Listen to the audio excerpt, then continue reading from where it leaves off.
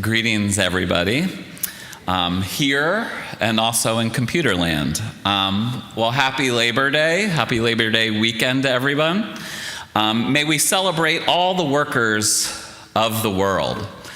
And, you know, when I think of workers, I think our idea of workers really changed a lot, specifically during and after COVID. And specifically during COVID, I think during COVID, we saw the importance of essential workers. And I think before COVID, we didn't necessarily really appreciate essential workers quite the way that we do now, really in our praise or even in the wages that they make. And I think as Christians, it's very important to support workers because we're also all workers ourselves. From a biblical perspective, I wanted to look at James chapter 5, staying in James, which is one of our readings today, but going to chapter 5. And it talks about the importance that God has for workers. And it says, "Look, the wages you failed to pay the workers who moved your fields are crying out against you. The cries of the harvesters have reached the ears of the Almighty Lord." And I'll stop there, but if you go to read on, God says that there will be many harsh things of those who happen to become wealthy by oppressing the workers or the poor. And so before I start, I just want to have a moment of silence for all the workers of the world. May they receive fair treatment, a just wage, and dignity. So a quick moment of silence.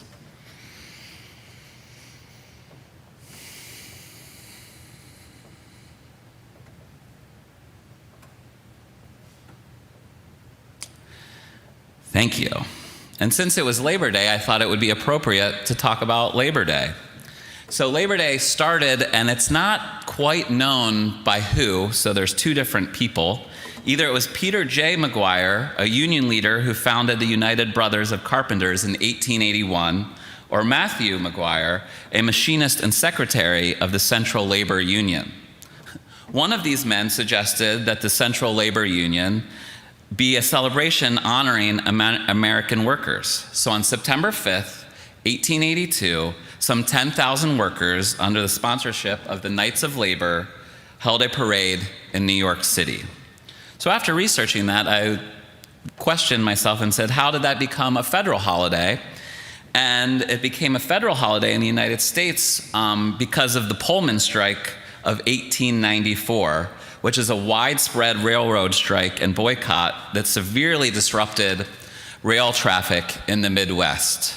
Amid the unrest, which eventually led to a federal government injunction, U.S. President Grover Cleveland decided to make a gesture to the labor movement, and he knew that either Labor Day or May Day would become the national day to celebrate workers. However, May Day had some socialist origins and was known for worker rebellions, but notably the Chicago Haymarket Affair of 1886.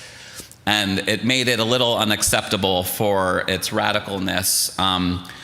But I think it's important to honor May Day because for those who don't know, May Day was the holiday where the workers in the late 1800s as well organized for the 8-hour workday. So we have to thank all the workers that on May Day were able to win that victory. So now we no longer have to work 13 or 16 hours. And when I was living in Bolivia, it was really interesting because the rest of the world still celebrates May Day. It's actually most countries' national Labor Day. The United States is really one of the only countries that specifically celebrates Labor Day. But when I was in Bolivia, I got to be there during a May Day, and it was unbelievable. I lived in Cochabamba, which is a city about 1.2 million, the second largest city in Bolivia. And on May Day, I would say that almost half the city showed up for the parade. Workers didn't have to work that day. Everyone had off. It was also a national holiday. And it was just one of the greatest celebrations. There wasn't really a protest. It was just workers celebrating their labor. So on this day, I say that we celebrate May Day. We celebrate Labor Day. But most importantly, may we celebrate workers every day and organize for their benefit. And one last little thing about May Day, which makes it special to my heart, my kiddo, River, was born on May Day. But going back to our scripture reading in James 1, I just wanted to reflect on a part of it, and I'm going to reread it so that it is really in our minds and hearts. It says, "Be doers of the word, and not merely hearers who deceive themselves. For if any are hearers of the word and not doers, they are like those who look at themselves in a mirror. For they look at themselves, and on going away, immediately forget what they were like. But those who look into the perfect law, the law of liberty, and persevere, be not hearers who forget, but doers who act, they will be blessed in their doing. If any think they are religious and do not bridle their tongues but deceive their hearts, their religion is worthless. Religion that is pure and undefiled before God, the parent, is this: to care for the orphans and widows in their distress, and to keep oneself unstained by the world." So on this Labor Day, I wanted to ask, how can we be doers of the word in honoring ourselves as workers and all other workers? So I have a little 5 points that could encourage us to celebrate workers. The one is one that Trinity already does, and some of you might know and some of you might not, but we have a food justice work program here at Trinity that pays $11 an hour stipend up to $599 a year. And this supports members to help pay rent, to get some extra food. But the important part of the program is that we also work to train workers, to create resumes, to learn how to show up on time, as well as connecting them to actual jobs and helping people get jobs. It's a really exciting program because we work with people that haven't worked in 5, 10, 15, 20 years. And we also work with people and hire people that other people would not hire. So we really are being the church within our work program. And what I find within the work program that's also really special is the people that come because they do want to get a job, or they want to join the work program, or they need to help pay their rent. When the money is done, they realize that they really have loved the community here and serving the community, and they stay. And Erich Fromm, who's a very popular philosopher, illustrates to us that one of the reasons we were created was to do meaningful work. And so not work where you're oppressed, but to do good work in the world, creative work. And so I feel like we're able to kind of support people who aren't able to find jobs in giving them that process where they get to work and be part of the creative process of our society. 2, if you are an employer, make sure to honor your worker with kindness and dignity, fair wages, and health care.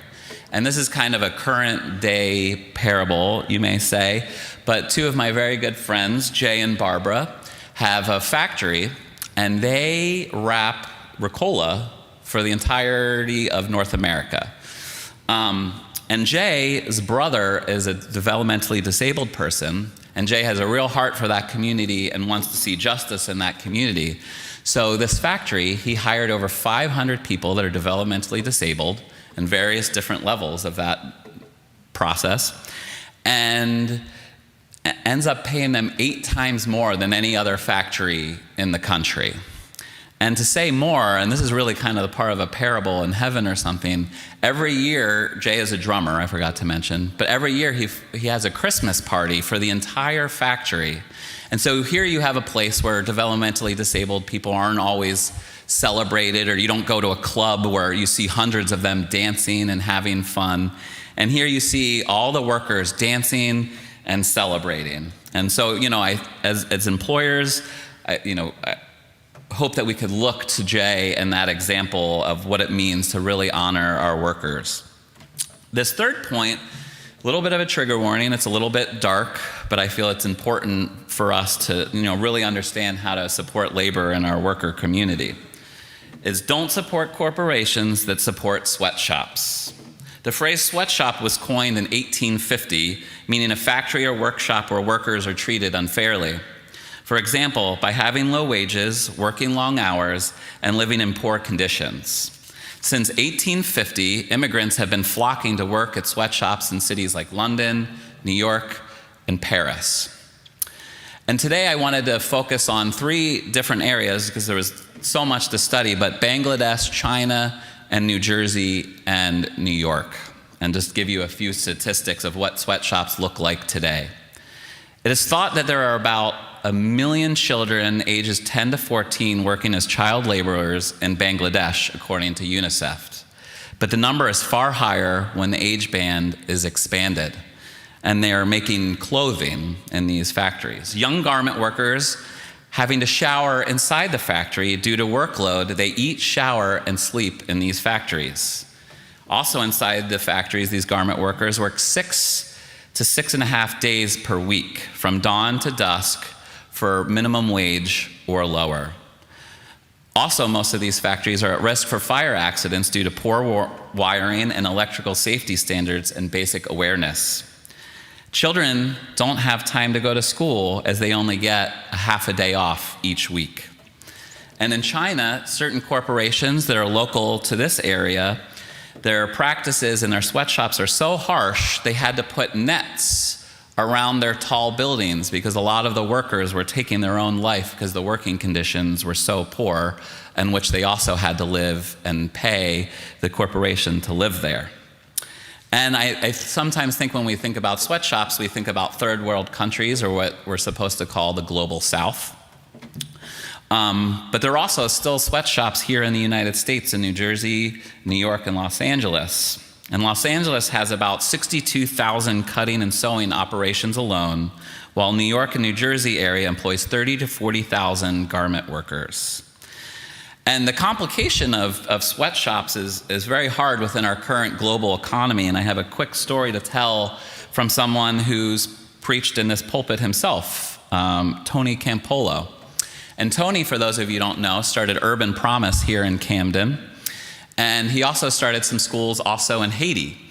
And the schools in Haiti, he got to meet the families and the parents of the children. And these parents of the children started organizing from a very well-known corporation. And they wanted 5 cents more a day. And Tony felt, well, this seems pretty fair. You know, probably looking at James, the workers deserve a fair wage for their labor. And he started a national campaign here in the US, which after a year or so got pretty big, to put a lot of pressure on this corporation in Haiti to give the workers the raise. But unfortunately, what ended up happening is the company closed down in Haiti and moved to China, where they wouldn't have to worry about workers organizing. So 3,000 to 4,000 jobs were lost. So it's very difficult to think about how to deal with this situation in the world. But the one thing we can do is we can look at the current US companies that use sweatshops. And I urge you to research these companies and find companies that support fair labor practices. And, we could also talk to Alan here, who has a lot of experience in that. In the good sense, making sure that workers are safe in these factories. So thanks to Alan and your good work. And the fourth part is, how can we support non-corporate unions in their work? And unfortunately, unions these days are very different than they were in the 1800s. In the 1800s, the late 1800s and early 1900s, there was more democracy within unions. It was more people-led. Now, unions are a little bit more top-down and sometimes not that just. So I have 9 ways we can support our local and national unions. 1, strengthen public sector unions. 2, repeal right-to-work laws. 3, allow workers to unionize and collectively bargain. 4, protect workers in non-traditional work arrangements like domestic workers, which, for example, in the last 10 years, after 100 years of organizing, the domestic workers won and now are seen as a place that deserves rights. So that was very exciting. 4, protect workers in 5, ensure that the government spending creates good jobs. 6, give workers a voice in setting and enforcing public health standards. 7, take action to enforce workplace standards. 8, protect workers who speak up about violations. And 9, involve worker organizations to improve workforce training. And 5, this is an exciting one, getting a little farther away from the darkness. Celebrate yourself as a worker. How many years have you worked? Take vacations. Practice self-care. We are all what helps make this world go around.